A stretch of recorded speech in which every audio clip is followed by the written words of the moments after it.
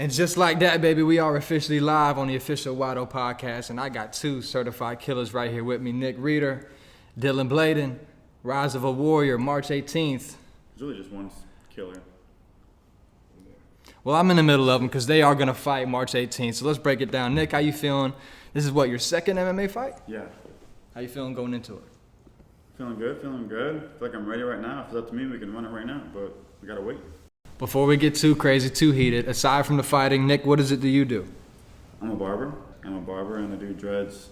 Because a lot of people think, oh, you just got to be a professional fighter. A lot of fighters that you watch, up-and-comers, they did something before that. Obviously, Nick is here as my barber. Hey, I'm looking all right. Okay, he cuts me up. Dillon, what do you do outside of fighting? Run and operate a painting company. Nice. How long you been doing that for? About 7 years. Wow. And what got you into fighting? Bullied as a younger age. Wanted to do something about it. Ran into Dan Donaldson at the mall, Treasure Coast Mall. Asked me if I wanted to fight, and it started from there. Wow. Nick, what got you into fighting? A lot of people know him as the Viking, the Dread Guru, but what got you into fighting, bro? Well, I've always wanted to do jiu-jitsu, but I had like a hip injury a while back, and then when that healed up, I got into jiu-jitsu, and then that same gym offered kickboxing, so I started doing kickboxing, and I was doing that on and off for a year and a half, and Daniel Donaldson walked into the shop, and he was like, hey, you look great. And I was like, thanks, what do you want? And he was like, you want to do a fight? And I was like, no. And he was like, well, I got the perfect guy for you. And I was like, let me see. And he showed me a video, and I was like, fuck it, let's run it. Yep. And here we are. And now, what weight class are we fighting at? You might want to ask him again, because you said fighting, not wrestling, right? Ooh. You asked him about fighting. We do have to hone in on this, okay? This is a mixed martial arting fight. Obviously, Dillon wants to bang. We want to throw some hands. So, Nick, do we have a little mutual agreement? Is this going to be a stand-up fight as long as it can last? I mean, what can we look forward to? All I'm going to say is I gave Dillon the opportunity to agree to do boxing, and he decided kickboxing, and I'm going to make him regret that decision. Now, Dillon, I'm looking forward to this fight. It's going to be definitely the people's main event of this entire card, March 18th, Rise of a Warrior, at the Fenn Center. The people's champs going at it. There can only be one. Dillon, I want to ask, we know what you do as of right now, but who is it you do it for? Anybody that ever doubted me. Anybody that's ever laughed at me, clowned me. You're going to see a whole different Dillon out there March 18th. I finally get to showcase my skills with a guy that's going to allow me to do that. I'm sure he's going to showcase his also. If he has any skills in that area, we'll find out. My kids, my family, me. That's right. Same question, Nick. We know what you do. You're getting ready to do it on March 18th. Who do you do it for? Honestly, I did this whole MMA thing for the experience. I always wondered what it would be like to get in the cage and experience it from the beginning to the end. That's why I did it in the first place. This one is just because I honestly, personally, just wanted to fight Dillon. I've seen him fight, and I thought he was an interesting person, and I was like, I want to fight him. So here I am, fighting Dillon. But I started doing training initially to be able to protect my family in a situation where I didn't have like my pistol on me. Right. So that's why I want to continue training, but this is just for the experience, honestly. So now, we've had this fight booked for a while now. Leading up to this fight, Nick, have you done any studying on Dillon? Have you watched any of his past fights? What are you doing to prepare for someone like Dillon? Yeah, I've been watching Dillon's fights. I mean, the 4 fights that he lost are really the only ones I can watch, because the one fight that he did win is all of a sudden disappeared off the internet and everywhere I can fucking look. So I'm just studying the ones where he lost, and it's really just a bunch of terrible fights, so I'm really not threatened very much by this guy. Now, Dillon, obviously we got a barber over here talking cash shit, but hey, he's a Viking, so salute to him. But have you watched his last fight? Have you done any studying? What are you doing to prepare for Nick Reeder? I watched his fight, and then I watched his sparring video where he quit like 30 seconds into it from getting hit in the gut. So obviously that's a dead giveaway. He's got a weak stomach, weak body, which he's a vegetarian, so that probably is why. Oh shit, you still a vegetarian? What's going on, brother? 4 years strong, baby. Oh shit. And I'll smoke any of y'all. All right. He smokes one guy and he thinks he can smoke the world. There's a correction. In that sparring match, I got kicked in the diaphragm, and I continued, and I whooped his ass for that round, but I did not have a gas after that because my diaphragm got kicked. I'll admit to that. And I was working on my stamina. Here's your problem though, Nick. In the real fight, Yeah, of course. That give me 1 second shit. Of course. There ain't That no wasn't a real timeouts fight unless though. what you're trying out. That wasn't a real fight though.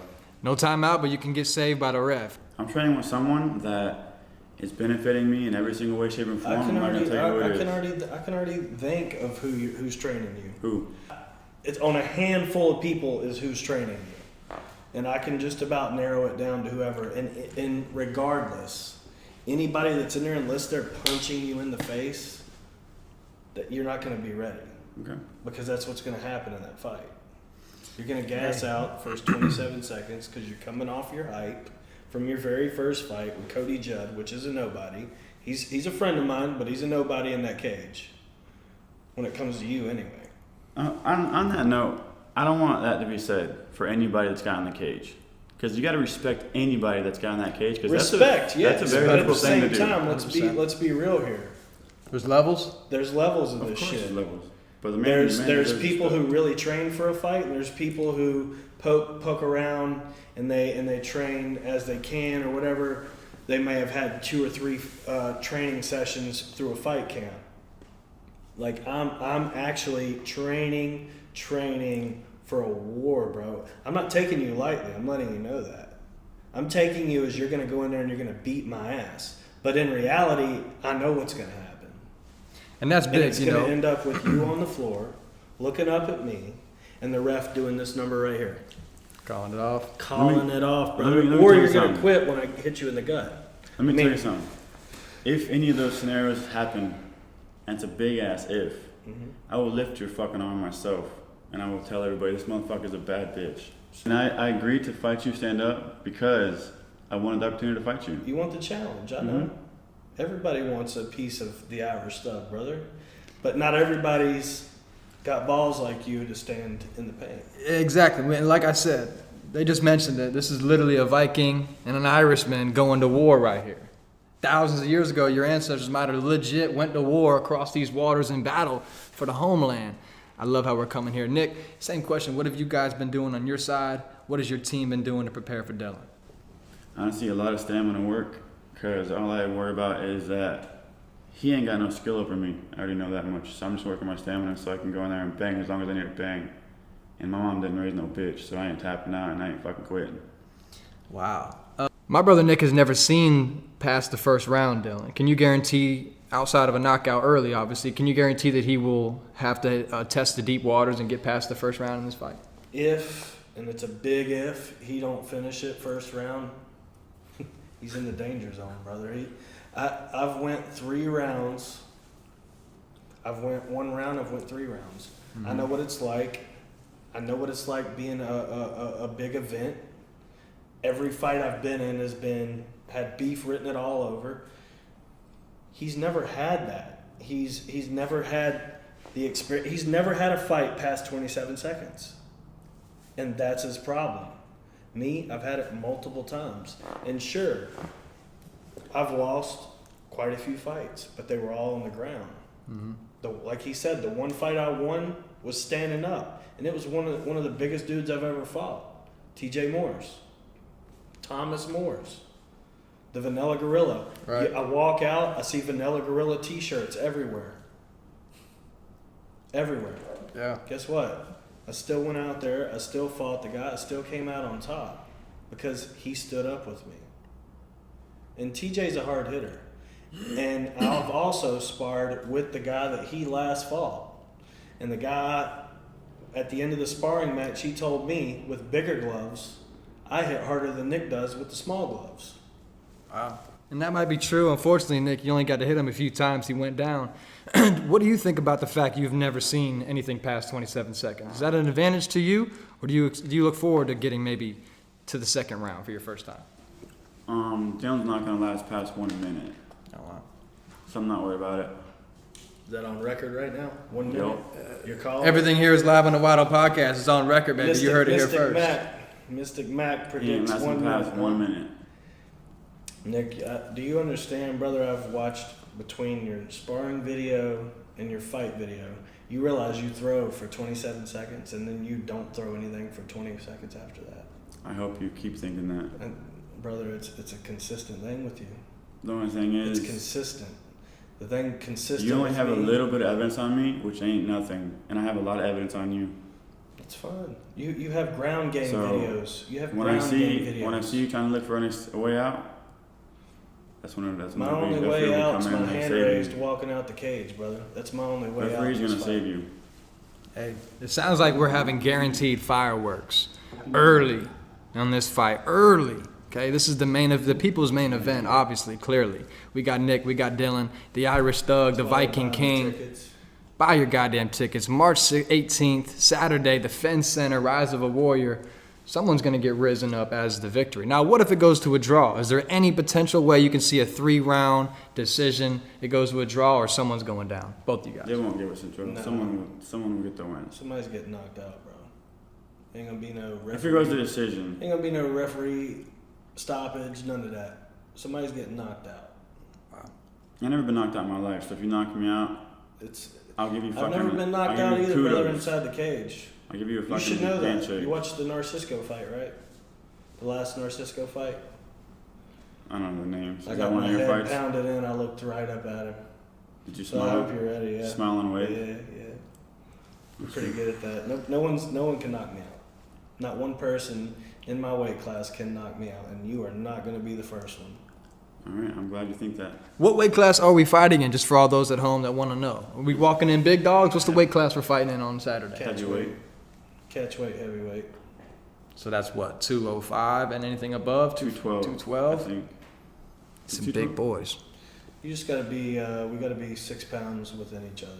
And now, obviously we can't look past either of you guys, but the future, what does the future hold for you, Nick, in terms of fighting? Is this kind of just, you want to get this out the way, knock Dillon out, or do you have a real future ahead of yourself with fighting? Honestly, I don't see myself at the moment doing any more cage fights after this. Like I said in the beginning, I did it for the experience, and this is going to just be like my second time. Whether I win or lose, I'm just doing it for the experience. Wow. And I'm probably going to be done after this. If something happens in the future, if someone comes up to me and like, hey, you want to fight? And I'm interested, maybe I will, but I don't know. You know what's going to happen after this fight, right? He's going to want a rematch. Nah. I'm going to have to give him the rematch because No. I'm a man. You're a humble man. Hey, Like I now. said, man, whether I win or lose, I'm here to have fun. I don't care. If you beat me, man, fuck yeah. If I beat you, fuck yeah. It don't matter to me. So we'll put this on the record. It's a right scary now. mindset right there. Either or, even though I know I'm going to win, no matter what, there's a rematch. You might be hearing it first. Is there a rematch clause right now, Are you regardless? demanding a rematch? No, I'm saying because you're going to want your redemption, right? No. You're not going to want to be the guy that got knocked out by the Irish Thug and not have. Surely, God, you got an excuse made up, right? Well, listen. If you beat me, you were the better man, and you can take that glory and move forward with your career. Okay. If you lose, then maybe you'll stop your career and continue painting fucking walls. I'm looking at fucking paint dry. Whatever happens, I don't care. Has any of my other losses stopped me from getting in the cage? Listen, like I said, I don't care whether I win or lose. If you win, take that fucking glory and move forward. Well, Dillon, we heard Nick, he's just doing this for the experience. He's a fucking wild man here. I don't But for care. you, what's the future look like in terms of fighting? I'm looking for a BKFC contract. Wow. And Bare knuckle. No more painting for me. Hey, you heard it here first. And shout out to Rise of a Warrior because it's such a great event. Shout out to Dan. He puts on an awesome night of fights. And we see great knockouts out there. We see great performances. And if one of these guys, if anybody on that card does some great things, you could be seen, picked up, bare knuckle, UFC, Bellator, you never know. But what I do know is March 18th, these motherfuckers are going at it, okay? Get your tickets now. I will be in the building. Wild Podcast Live. Dillon, I appreciate you coming out, man. Yes, The Irish Thug, good luck. Nick Reeder, the Dread Viking Guru. It's going to be a big one.